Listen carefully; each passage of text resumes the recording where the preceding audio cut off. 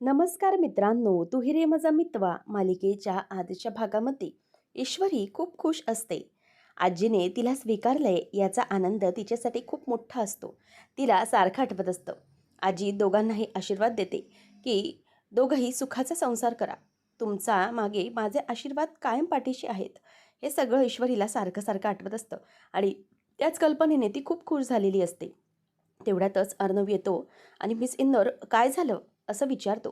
ईश्वरी म्हणते की सर मला तुम्ही जरा चिमटा काढा. तो म्हणतो व्हॉट, कशासाठी चिमटा? ती म्हणते की काढा ना सर.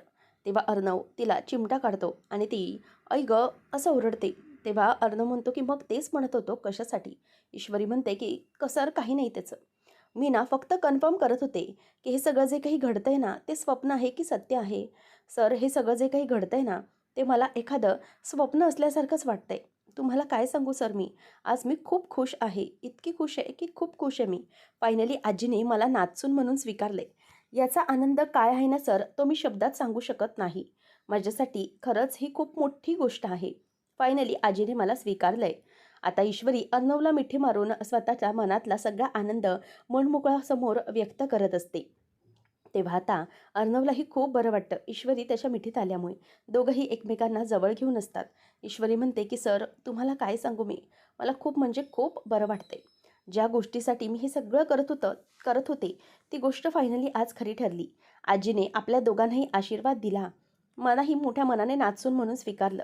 माझ्या सगळ्या गोष्टी तिने माफ करून टाकल्या. तेव्हा अर्णव म्हणतो की मिस इंदौर, हो हो शांत हो, असं म्हणून आता ईश्वरीला मात्र रडायलाच आलेलं असतं. अर्णव तिला विचारतो की मिस इंदौर काय झालं? अगं तुला तर आजीने एक्सेप्ट केलंय म्हणून आनंद झालाय ना, मग तुझ्या डोळ्यामध्ये पाणी कशाला? तू का रडतीयेस? तेव्हा ईश्वरी म्हणते की सर हे अश्रू नाही, तो आनंदाश्रू आहेत. मला माफ केलंय आणि मला स्वीकारलंय याचा खूप आनंद आहे. तितक्यातच अर्णवला शिर्केचा कॉल येतो. ईश्वरी म्हणते ठीक आहे घ्या. तेव्हा अर्णव म्हणतो की व्हॉट, पण ती मीटिंग तर उद्या होती ना, मग आज काय झालं?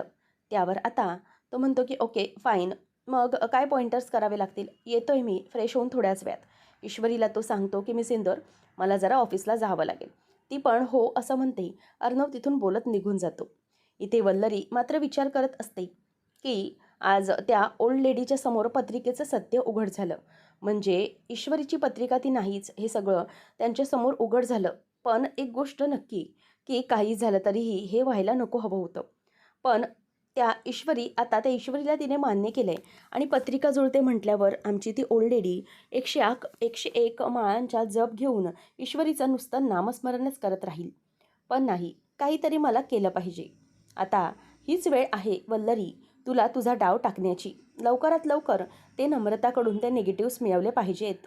ती खूप खुश होत असते त्याच विचाराने. त्याच वेळेला मग मामा येतो आणि म्हणतो की काय गं वल्लरी, कसला विचार करतेस? मग ती म्हणते की नाही, कुठे कसला काय. तेव्हा तो म्हणतो की तुला माहिती आहे का, मला आज इतका आनंद झालाय ना, फायनली आईने ईश्वरीला घरातली सून म्हणून स्वीकारले. जे काही विघ्न होतं ते आता खूप मोठं विघ्न बाजूला झालंय. त्यामुळे ईश्वरी देखील आता या घरातली सून म्हणून अगदी व्यवस्थित नांदणार आहे.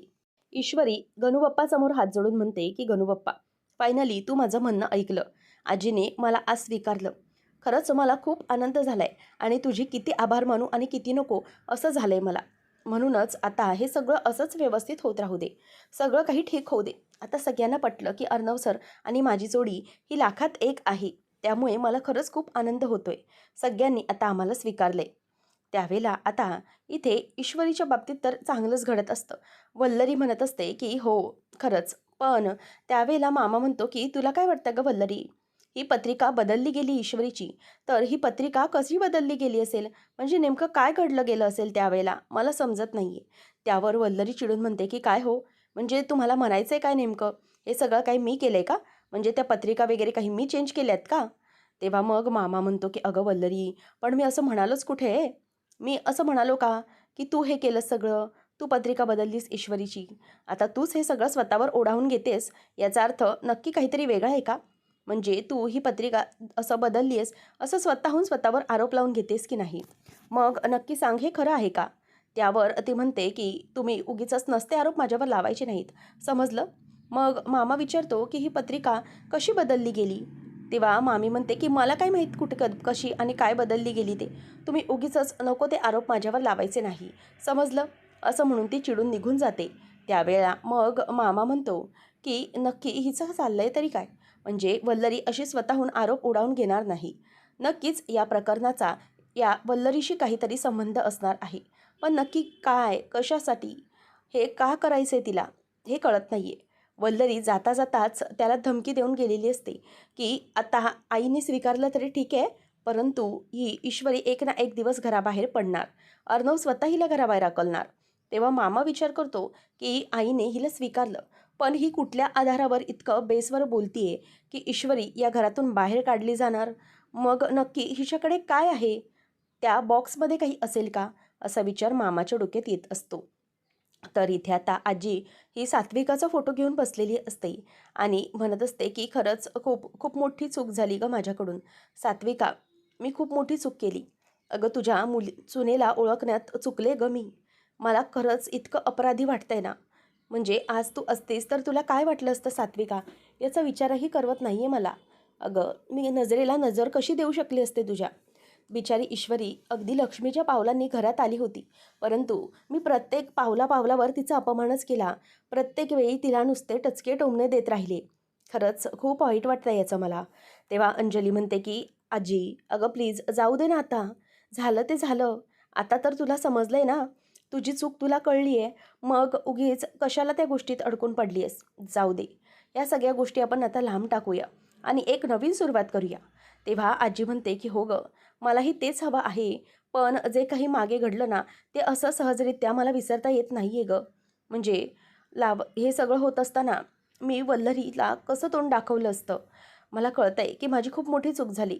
आणि ती त्या फोटोकडे बघतच म्हणते की तुझी सून लाखात एक आहे गं.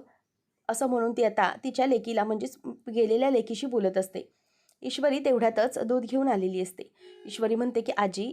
तेव्हा आजी म्हणते की हो ये गं बाळा, ईश्वरी आतमध्ये ये. तेव्हा आता आजीला ती म्हणते की आजी काय झालं, तुम्ही अशा हतबल का बसले आहात?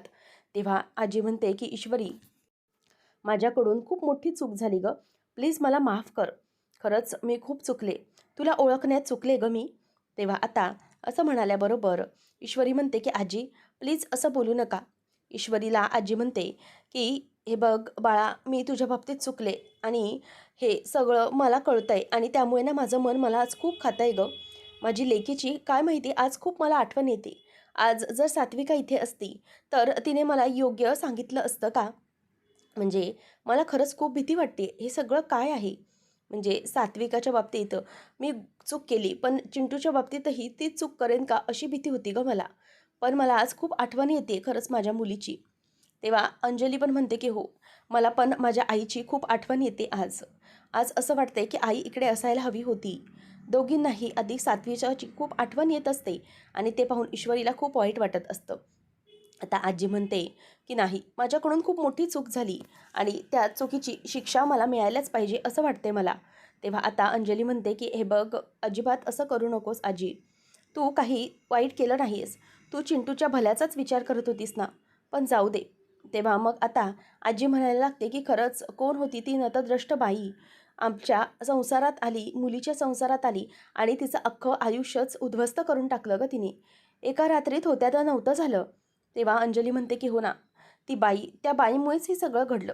ती जर आमच्या आयुष्यात आली नसती तर आज माझी आई जिवंत असती आणि त्या एकाच धक्क्यामुळे माझी आई एका रात्रीत गेली गं. आणि होत्याचं नव्हतं झालं. ती रात्र आमच्यासाठी खूप भयानक होती. त्यानंतर एका रात्रीत आमचं आयुष्य बदलून गेलं होतं पूर्ण. तेव्हा दोघीजणीही आईच्या आठवणीत रडत असतात. त्याच वेळेला ईश्वरी त्यांना शांत करते आणि म्हणते की आजी हे घ्या, दूध घ्या, या ग्लासाबरोबर तुम्ही औषधं पण घेऊन टाका. आणि त्याच वेळेला मग आता स्वतःच्या सासूचा फोटो ती हातात घेते आणि दोघींनाही शांत करते. तर नम्रता म्हणते की आई हे घ्या, पाण्याची बाटली घ्या, तुम्हाला रस्त्यात तहान वगैरे लागली तर लागेल. आणि मग त्यावर नम्रता म्हणते की आता आज काय होणार आहे? तेव्हा मग आता तिला सुप्रिया म्हणते की अगं हो, आज सगळी चेकिंग होणार आहे बाबांची आणि आम्हाला उशीर होईल बरं, जवळजवळ 4 ते 5 तास लागतील. आणि हो, बाहेर ॲम्ब्युलन्सही आहे, त्यामुळे काळजीचं कारण नाही. दोघंही निघतात. आता दोघं गेल्यानंतर तेवढ्यातच नम्रताला आकाशचा कॉल येतो. तेव्हा मग आकाशला ती म्हणते की हो बोला आकाश सर. तेव्हा आकाश म्हणतो की हे नम्रता, मला तुला एक खूप मोठी आनंदाची बातमी सांगायची आहे. तेव्हा ती म्हणते की काय झालं सर. तर तो सांगतो की तुला सांगू का, अगं आमची आजी आहे ना, तिने दादा आणि ईश्वरीचं लग्न मान्य केलं आहे आणि ईश्वरीला अगदी आनंदाने ब्लेसिंग्स देऊन नाचून म्हणून स्वीकारलं आहे. हे ऐकल्यावर आता लगेचच नमू खुश होते. ती म्हणते की वा, ही तर खूप आनंदाची गोष्ट आहे. ईश्वरीताई तर खूपच खुश असेल. त्यावेळेला तो म्हणतो की हो, तुमची इशू पण खुश आहे आणि आम्ही सगळेजण पण खुश आहोत. ती म्हणते की एकदम बढिया. त्यावर आकाश म्हणतो की आपण एक काम करूया का, ही आनंदाची न्यूज सेलिब्रेट करण्यासाठी कुठेतरी बाहेर भेटूया का. हे सगळं वल्लरी मागून ऐकत असते. तेव्हा ती म्हणते की ॲक्च्युली आले असते सर, परंतु एक प्रॉब्लेम आहे. तेव्हा तो म्हणतो की काय, घरी सगळं ठीक आहे ना. ती म्हणते की नाही, ॲक्च्युली काय झालं आहे की आई आणि बाबा आताच हॉस्पिटलमध्ये गेले आहेत बाबांच्या काही टेस्ट करण्यासाठी आणि त्याचबरोबर मी घरात एकटीच आहे आणि आई-बाबांना यायला पण उशीर होणार आहे. जवळजवळ 5 ते 6 तास लागणार आहेत त्यांना रिटर्न यायला. त्यामुळे मला तर जमत नाही आहे. म्हणजे घरात सगळा पसारा आहे, त्याशिवाय क्लाउडची सगळी कामंही आटपायची आहेत किचनची. त्याचबरोबर तो म्हणतो की ओके, 4 ते 5 तास लागणार आहेत त्यांना यायला आणि तुझीही कामं आहेत. ओके, नेक्स्ट टाईम आपण नक्की प्लॅन करू. तेव्हा मग आता नको तर ठीक आहे, असं म्हणून तो तिला सांगतो. तेव्हा आता त्यावर ती म्हणते की हो सर ठीक आहे. आता दोघांचाही फोन कट होतो. वल्लरीने सगळं ऐकलेलं असतं आणि तिला आठवतं की हीच नम्रता आहे जिच्याकडे माझी पेटी आहे आणि तिच्याकडून माझी पेटी काढून घेतली पाहिजे. ही सुप्रिया तिच्या नवऱ्याला घेऊन हॉस्पिटलमध्ये गेलेली दिसते आणि जवळजवळ 5 तास येणार नाही. मग माझ्यासाठी हे काम खूप सोपं आहे आणि त्या नम्रताला गुंडाळणं तर काय माझ्यासाठी खूप सोपं असेल. त्यामुळे ती विचार करत असते. तर इथे आता अंजली ही आता राकेशला कॉल करते आणि म्हणते की त्याला तुम्ही ठीक आहात ना हो. तेव्हा तो म्हणतो की हो मी ठीक आहे. पण काय झालं पैशांचं. त्यावर ती म्हणते की हो मी त्याच्यासाठीच तुम्हाला कॉल केला. ॲक्च्युली तुम्ही म्हणताय ना, मला असं वाटतंय ना की तुम्ही एखाद्या दुसऱ्या वकिलाकडे ही केस हँडओव्हर करावी. म्हणजे ना चिंटूने एक देशपांडे म्हणून मोठे वकील आहेत, त्यांच्याकडे तुमची केस हँडओव्हर करण्याचे सांगितले आणि कसं आहे ना, तुम्हाला नंबर पण पाठवला आहे. त्यामुळे काही प्रॉब्लेम येणार नाही. त्यावर राकेश चिडतो आणि म्हणतो की मला सांग, मी तुला बोललो होतो ना गं अंजली, की तू हे सगळं अर्णवला अजिबात सांगू नको. मग तू का सांगितलंस त्याला हे सगळं. तेव्हा ती म्हणते की सॉरी हो, म्हणजे मी काही नाही सांगितलं, पण मी टेन्स्ड बसले होते. त्यावर सगळ्यांनी अंदाज लावला की माझ्या डोक्यात काहीतरी टेन्शन सुरू आहे आणि त्यासाठी त्यांनी मला सगळ्यांनी विचारलं, मग मला काही लपवता आलं नाही. सॉरी. तेव्हा तो म्हणतो की ठीक आहे, तू सॉरी वगैरे नको बोलू, पण आता अर्णवने तुला नंबर दिला आहे का. त्यावर ती म्हणते की हो, तो नंबर मी तुम्हाला पाठवते. तुम्ही त्या वकिलांशी बोलून घ्या आणि आपलं तसंही ठरलं होतं की तुमचा जीव धोक्यात घालायचा नाही. त्यावर राकेश म्हणतो की मग आता काय करायचं आहे. मी त्या माणसाशी फोनवर बोलून घेतो वकिलाशी. पुढे काय करायचं ते मी बघतो. पण मला सांग अंजली, की तू बोलली होतीस ना मला की पैसे मॅनेज करणार आहेस म्हणून. किती काही झालं तरीही मी केस सोडली तरी त्या माणसाचे पैसे मिळवून देणार. तेव्हा अंजली म्हणते की अहो, पण तुम्हाला समजतंय का, जर तुम्ही त्या देशपांडेंकडे केस दिलीत ना, तर मग ते काय ते बघतील ना पुढे काय करायचं त्या केसचं आणि त्या माणसासोबत बोलून पैसेही मिळवून देतील. मग आपल्याला पैसे देण्याची काहीच गरज नाही आहे. त्यावर मग आता तो म्हणतो की हो, हो, ठीक आहे, चालेल. आता ती म्हणते की ठीक आहे, मी आवरायला घेते पटापट. तर इथे फोन ठेवल्यानंतर राकेश चिडतो आणि म्हणतो की काय, मला तर ना खरंच खूप राग आलेला आहे. या चिंटूला नुसता आगाऊपणा करण्याची काय गरज होती आणि या मूर्ख बावळट बायकोला त्याला सांगण्याची तरी काय गरज होती. नाही, मला असं वाटतंय की हे दोघंजण आहे ना मुद्दाम करता येतं. ही ईश्वरी आणि तो अर्णव दोघंजणही मिळून मला काहीही मार्गाने पैसे मिळवू देत नाही आहेत. पण काही हरकत नाही. असे जर पैसे मिळत नसतील तर मला काहीतरी वेगळं प्लॅन केलं पाहिजे. निदान थोडे तरी पैसे त्या दादाच्या तोंडावर फेकून मारले ना, की थोडे दिवस तरी त्याचे तोंड बंद राहील. मग आता काय करू. नाही, यासाठी ना मला अंजलीचाच वापर करून घ्यावा लागणार आहे. अंजली जराशी धोक्यात आहे म्हटल्यावर चिंटू हा कासावीस होईल आणि नक्कीच मला मदत करायला तयार होईल. तेव्हा मग तो पुन्हा तिला फोन लावतो आणि म्हणतो की अंजली, सॉरी हां, मी तुला पुन्हा फोन केला, पण एक कारण होतं. ती म्हणते की बोला ना, काय झालं. त्यावर अंजलीला तो म्हणतो की मी फार्म हाऊसवर आहे गं इथे, ठीक आहे सगळं, पण जरा तू आलीस तर. ती म्हणते की काय हो, काय झालं. म्हणजे सगळं ठीक तर आहे ना, मी कशासाठी हवी आता तिथे. तेव्हा तो म्हणतो की तसं नाही, एकटाच राहतोय ना, जरा तू असतीस तर मला बरं वाटलं असतं. म्हणजे कसं तुझी कंपनी मिळाली असती, काही दिवस निवांत इथे दोघंजणं राहिलो असतो. म्हणून म्हटलं, मनात माझ्या विचार आला. ती म्हणते की बरं ठीक आहे, मी थोड्याच वेळात येते, चालेल चालेल असं म्हणून ती फोन ठेवते. आणि त्यावेळेला मग आता राकेशचा प्लॅन वर्क होत असतो. तो मनातच म्हणतो की चला चालेल चालेल, मूर्ख बावड बायको आहे असं म्हणून फोन ठेवतो. तर इथे आता ईश्वरी मात्र खूप खुश असते. किचनमध्ये तिचं काम सुरू असतं आणि आजीने स्वीकारलं याचाही आनंद खूप असतो. तेवढ्यातच तिथे अर्णव येतो आणि म्हणतो की मिस इंदोर, अगं तू कसला विचार करते, काय सुरू आहे तुझ्या मनामध्ये? तेव्हा ईश्वरी त्याला काहीच बोलून दाखवत नाही. अर्णव म्हणतो, मिस इंदोर, तुला आजीने एक्सेप्ट केलं याचा आनंद झालाय नाचून म्हणून, की आपल्याला दोघांनाही बेस्ट जोडी आहे असे म्हणालेत त्याचा आनंद झालाय तुला, नक्की काय होतंय? ईश्वरी म्हणते की सर आता काय बोलू मी, म्हणजे हो मला आनंद तर झाला आहे, पण काय सांगणार असं म्हणून ती आता तिच्याच शब्दांमध्ये तिच्याशी स्वतःशीच बडबडत असते. परंतु बाजूला बघायला जाते तर तिथे अर्णव नसतो. ती म्हणते की अरे अर्णव सर आता तर इथे होते, मग अचानक कुठे गेले? तिच्या लक्षात येतं की अर्णवचा हा भास होता. त्यानंतर ती साड्या वगैरे घेऊन कपड्यांना म्हणजेच ड्रायक्लीन करण्यासाठी बाहेर काढत असते. तेवढ्यातच तिला समोर सोफ्यावर बसलेला अर्णव दिसतो. आता त्याला पाहिल्यावर ईश्वरी म्हणते की अरे हे काय, अर्णव सर तर ऑफिसला गेले होते ना, मग इतक्या लवकर परत आले देखील? तेव्हा आता ती म्हणते की आता काय चाललं आहे माझं, मला जिकडे तिकडे अर्णव सरच का दिसू लागले? अर्णव काम करत असतो. ईश्वरी म्हणते की अर्णव सर काय झालं आहे, म्हणजे तुम्ही दोघंही एकमेकांच्या म्हणजे काय चाललंय काय? तेव्हा आता ईश्वरीला तो म्हणतो की अगं काय चाललंय म्हणजे, तुला एक गोष्ट माहिती आहे का मिस इंदोर, मी जर तुझ्या मनात असलो ना तर मी तुला सगळीकडे दिसणार. आता मी तुझ्या मनात आहे की नाही, त्यामुळे ना मी तुला सगळीकडे दिसत असेल. आणि माझं प्रेम आहे तसंच तुझंही माझ्यावर आहे, त्यासाठीच मी तुला दिसत असेन, बरोबर ना? पण हे सगळं काय आहे, प्रत्येक ठिकाणी मी तुला दिसतोय का? त्यावर आता ईश्वरी ही जरा गप्पच असते. तिला काहीच कळत नसतं.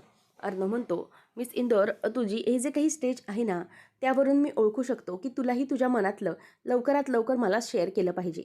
मग मला सांग, कधी शेअर करणार आहेस तू? तेव्हा ईश्वरी म्हणते की काय? तेव्हा अर्णव तिला सांगतो की तुझ्या मनातलं, तुझ्या मनात नेमकं काय आहे ते तू मला शेअर केलं पाहिजेस ना, आणि नाहीतर मी ना तुला असाच इथे तिथे दिसत राहणार, कारण की तुझ्या मनामध्ये मी आहे ना, म्हणून. त्यावेळेला आता ईश्वरी पुन्हा मागे वळून बघते तर त्यावेळेला अर्णव तिथून गायब झालेला असतो. आता त्याच वेळेला अर्णव हा गायब झाल्यामुळे ईश्वरी ही विचार करते की अरे बापरे, हे काय चाललंय माझ्या बाबतीत? तेव्हा ईश्वरी ही झाडांना पाणी घालत असते, बाहेर असते. तेवढ्यातच तिथून अर्णव येतो आणि अर्णव म्हणतो की मिस इंदोर काय करतेस काय? तेव्हा अर्णवला ईश्वरी म्हणते की सर तुम्ही परत आलात इथे, म्हणजे मी काय समजायचं नेमकं? तुम्ही मला प्रत्येक ठिकाणी दिसत आहात, नक्की काय घडलंय? अहो तुम्ही तर ऑफिसला गेले होते ना, मग अचानक. तेव्हा अर्णव म्हणतो, मिस इंदोर, मी तुला सांगितलं होतं की मी तुझ्या मनात आहे ना, मग मी तुला सारखा सारखा दिसणारच आहे. आणि कसं आहे ना, मनातली गोष्ट ही लवकरात लवकर सांगून टाकणं हे खूप गरजेचं असतं. म्हणजे आपल्या जर मनात प्रेम असेल ना, तर आपण समोरच्या व्यक्तीला ते व्यक्त करून दाखवायचं असतं आणि त्याशिवाय मात्र पुढे काहीही होऊ शकत नसतं. म्हणूनच आपल्याला प्रेम व्यक्त करता आलं पाहिजे. ईश्वरी आता कपडे वाळत घालत असते. अर्णव देखील तिच्या बरोबरीने असतो आणि तिच्या हाताला हात लावून तिच्याबरोबरचं प्रेम व्यक्त करत असतो. ईश्वरी म्हणते की अर्णव सर काय करताय तुम्ही, सोडा. तेव्हा अर्णव मागून येतो आणि म्हणतो की मिस इंदोर, लवकरात लवकर तुला तुझ्या मनातलं व्यक्त करावंच लागेल आणि मीही माझ्या मनातलं सगळं काही व्यक्त करणार आहे, असं आता ईश्वरीला जवळ घेऊनच तो बोलत असतो. तेव्हा मात्र ईश्वरी पूर्णपणे अर्णवच्या प्रेमात वेडीच झालेली असते. अर्णव हा मागून आल्यामुळे तिच्या जवळ आहे असंच तिला वाटत असतं आणि ती अगदी आल्हाददायक असा अनुभव घेत असते, कारण की अर्णव स्वतः प्रेमाची कबुली देतोय की काय असे तिला वाटत असते. तेव्हा ईश्वरी म्हणते की सर मला नाही कळत नाही आहे नेमकं काय होतंय, तुम्ही नक्की काय करताय, म्हणजे तुमच्या मनात कसला नेमका विचार येतोय? त्यावेळेला आता अर्णव म्हणतो की मिस इंदोर, आता मी तुला काय सांगणार, तुला स्वतःला आता या गोष्टीचा विचार करावा लागेल की कितीही काही झालं तरीही आता तुला तुझ्या मनातलं जे काही आहे ना ते व्यक्त करावंच लागेल आणि त्यासाठी पर्याय नाही. आहे ना मनात प्रेम, मग ते व्यक्त कर, असं ईश्वरीला तो बोलून दाखवतो. त्यामुळे ती अगदी गालातल्या गालात हसते आणि खाली लाजून बघत असते. तेव्हा अर्णव तिच्याशी बोलण्याचा प्रयत्न करत असतो, परंतु तिच्या मनाला खूपच अगदी कसं तरी वाटत असतं. अर्णव वारंवार तिच्याशी गप्पा मारण्याचा प्रयत्न करत असतो, परंतु ती खूपच लाजत असते. अर्णव म्हणतो, "मिस इंदौर, काय झालं? का लाजलीस तू? आहे ना तुझ्या मनात प्रेम? मग ते बोलून मोकळी हो ना, व्यक्त हो." असं तो तिला सांगतो. त्यावेळेला ती मागे वळून बघते, तर अर्णव गायबच असतो. तिच्या लक्षात येतं, की हा तिला झालेला अर्णवचा भास होता. मग ती विचार करते, की खरंच इशू, काय होतंय काय आज तुझं? तुला सगळीकडे अर्णव सरच दिसतायत. नक्की काय करायचंयस तू? तेव्हा आता ती विचार करत असते आणि म्हणते, की नाही इशू, आज तर तू पागल झाली आहेस, पागल. असं म्हणून ती हसतच असते. तर पुढच्या भागामध्ये ईश्वरीने अर्णवसाठी सगळी रूम डेकोरेट केलेली असते आणि म्हणते, की आता अर्णव सर आले, की त्यांना मी माझ्या मनातलं सगळं काही सांगणार. एकदा की अर्णव सर आतमध्ये आले, की ते हे सगळं बघून खुश होणार आणि त्यानंतर मग मी इथे ठेवलेले जे काही सगळ्या गोष्टी आहेत ते त्यांना दाखवणार आणि ते आतमध्ये आले, की अर्णव सर अशी आवाज देऊन मी ही रिबीन खेचणार आणि ही रिबीन खेचल्याबरोबर अर्णव बद्दल सगळं काही आता त्यांना आनंद होणार. तेव्हा मग ईश्वरी ती रिबीन तेवढ्यात चुकून खेचते आणि खाली जे फोटो असतात आईचे आणि अर्णव सरांच्या बाबाचे ते सगळे तिला दिसतात. आता ते पाहून ती म्हणते, की "हे भगवान, हे काय आहे? म्हणजे माझ्या आईच्या आणि अर्णव सरांच्या बाबांचा फोटो. याचा अर्थ अर्णव सरांच्या आईच्या आत्महत्या करण्यामागे माझ्या या फोटोंचा हात होता. म्हणजे माझ्या आईमुळे हे सगळं झालंय." तिला तर खूप धक्का बसलेला असतो. तेवढ्यातच समोरून अर्णव येतो आणि आवाज देतो, "मिस इंदौर, मी आलो. काय सांगायचं होतं तुला?" आता अर्णव आल्यामुळे ईश्वरीला आणखीनच धक्का बसतो. पुढे काय घडणार पाहणं रंजक ठरेल. अशाच अपडेटसाठी चॅनलला सबस्क्राईब करा. धन्यवाद.